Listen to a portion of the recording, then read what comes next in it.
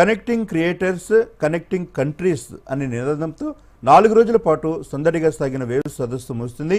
Media వినోద రంగాల్లో భారత్ను ప్రపంచంలోనే అగ్రగామిగా నిలపాలనే ప్రభుత్వ సంకల్పానికి వేవ్స్ వేదికగా తొలి అడుగు పడింది. సంగీతం, నాటకం, జానపద నృత్యం, సంస్కృతి, సినిమా అంశాలపై సదస్సులో విస్తృత స్థాయి చర్చా కార్యక్రమాలు జరిగాయి. 1000 మంది క్రియేటర్లు, 300 కంపెనీలు, 350 స్టార్టప్లు, సినీ ప్రముఖులు పాల్గొన్న వేవ్స్ సదస్సు హైలైట్స్ చూద్దాం. ముంబై వేదికగా 4 రోజుల పాటు అట్టహాసంగా సాగిన world audio visual and entertainment summit waves ముగిసింది. ఈ అంతర్జాతీయ సదస్సును మే 1న ప్రధాని నరేంద్ర మోదీ ప్రారంభించారు. వేవ్స్ వేదికగా భారత్ సామర్థ్యాన్ని ప్రధాని చాటి చెప్పారు. భారత్లో కంటెంట్ సృష్టికి అవకాశాలు అపారంగా ఉన్నాయన్న ప్రధాని, భారత్లో సృష్టిద్దాం, జగతికి అందిద్దాం నినాదంతో ముందడుగు వేద్దామని పిలుపునిచ్చారు.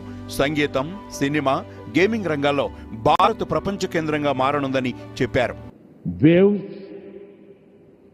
క్రియేటివ్ వరల్డ్ में, फिल्म में, म्यूजिक में, एनिमेशन में, गेमिंग में भारत के कोने कोने में जो टैलेंट है उसे एक प्लेटफॉर्म पर देगा तो दुनिया भी इसे अवश्य सराहेगी. మీడియా వినోదం రంగాల్లో భారత్ను ప్రపంచ కేంద్రంగా మార్చాలనే లక్ష్యంతో ఈ వేవ్స్ ను కేంద్ర ప్రభుత్వం నిర్వహించింది. సినిమాలు, ఓటీటీలు, comics, digital media, animation, VFX, startup వంటి రంగాలపై సదస్సులో అర్థవంతమైన చర్చలు జరిగాయి. వేవ్స్ లో భాగంగా నిర్వహించిన గ్లోబల్ మీడియా డైలాగ్ లో అర్థవంతమైన చర్చలు సాగాయి. ఇందులో కేంద్ర మంత్రులు అశ్విని వైష్ణవ్, జైశంకర్, ఎల్ మురుగన్ పాల్గొన్నారు.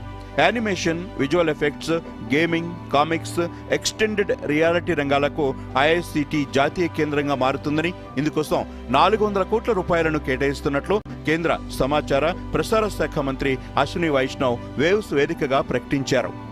ఇందుకోసం Nvidia, Google, Apple, Microsoft, Meta, Star India, Adobe వంటి ప్రముఖ టెక్ మీడియా దిగ్గజాలతో వ్యూహాత్మక చర్చలు జరుపుతున్నట్లు వెల్లడించారు. भारत मीडिया और एंटरटेनमेंट में ग्लोबल लीडरशिप लेने की ताकत रखता है. I look forward to more and more inputs from the industry participants. We are very open-minded government. Our Prime Minister always encourages us to listen and make the changes which are required for helping our youngsters, helping our talent find the right opportunities. Waves సదస్సుకు 90కి పైగా దేశాల నుంచి 10,000 మందికి పైగా ప్రతినిధులు హాజరయ్యారు. Media, వినోద రంగాల నిపుణులు, కళాకారులు, కంటెంట్ క్రియేటర్లు ఈ సదస్సులో పాల్గొన్నారు. వీరితో పాటు యువతలోని ప్రతిభను అందిపుచ్చుకునేందుకు వివిధ రకాల కంపెనీల ప్రతినిధులు సదస్సుకు హాజరయ్యారు. ప్యానెల్ డిస్కషన్లలో పలువురు సినీ దిగ్గజాలు పాల్గొన్నారు. చర్చా గోష్ఠులకు ప్రముఖ నటులు షారుఖ్ ఖాన్, చిరంజీవి, ఎస్ఎస్ రాజమౌళి, రజనీకాంత్, మోహన్ లాల్, హేమా మాలిని, అనుపమ్ ఖేర్ తదితర దిగ్గజాలు హాజరయ్యారు. అక్షయ్ కుమార్, కరణ్ జోహార్ తదితరులు మోడరేటర్లుగా వ్యవహరించారు. పైరసీపై వేవ్స్ లో సమాలోచనలు జరిగాయి. పైరసీను అడ్డుకునేందుకు గ్లోబల్ వ్యూహం అవసరమని నిపుణులు అభిప్రాయపడ్డారు. ప్రాచీన కాలం నాటి కథల నుంచి నేటి మీడియా, వినోద రంగంపై ఏర్పాటు చేసిన భారత్ పెవిలియన్ సందర్శకులను విశేషంగా ఆకర్షించింది. 750 మంది ఫైనలిస్టులు తమ ప్రతిభను క్రియేటోస్పియర్ లో ప్రదర్శించారు. విజేతలకు వేవ్స్ సిఐసి అవార్డులు అందించారు. వేవ్స్ వేదికగా పలు ఒప్పందాలు జరిగాయి.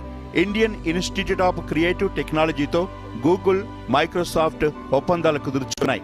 వేవ్స్ బజార్ పేరుతో నిర్వహించిన కార్యక్రమానికి అద్భుతమైన స్పందన కనిపించింది. కేవలం 3 రోజుల్లోనే 3,000కు పైగా బిజినెస్ టు బిజినెస్ సమావేశాలు జరిగాయి. ఈ సమావేశాల ద్వారా 1,328 కోట్ల రూపాయలకు పైగా విలువైన వ్యాపార లావాదేవీలు జరిగాయి. ఈ వేవ్స్ కార్యక్రమంలో మీడియా, వినోద పరిశ్రమకు సంబంధించి మహారాష్ట్ర ప్రభుత్వం దాదాపు 8,000 కోట్ల విలువైన అవగాహన ఒప్పందాలను కుదుర్చుకుంది. కమ్యూనిటీ రేడియో ప్రాముఖ్యతను వేవ్స్ మరోసారి ప్రపంచానికి చాటి చెప్పింది. ఈ రంగంలో అత్యుత్తమ సేవలు అందిస్తున్న 10 కమ్యూనిటీ రేడియో స్టేషన్లకు అవార్డులు అందజేశారు. వేవ్స్ డిక్లరేషన్ ను గ్లోబల్ మీడియా డైలాగ్ ఆమోదించింది. కృత్రిమ మేధస్సుతో పాటు సంప్రదాయాలు, వారసత్వాలను ప్రోత్సహించాలని, కంటెంట్ను ప్రజాస్వామీకరించాలని వేవ్స్ తీర్మానం చేసింది. నూతన టెక్నాలజీలను బాధ్యతాయుతంగా ఉపయోగించాలని తెలిపింది. మొత్తంగా ప్రతిభావంతులైన యువత స్టార్లుగా ఎదిగేలా చేసే శక్తివంతమైన వేదికగా వేవ్స్ మారింది. Bureau report, Doordarshan news.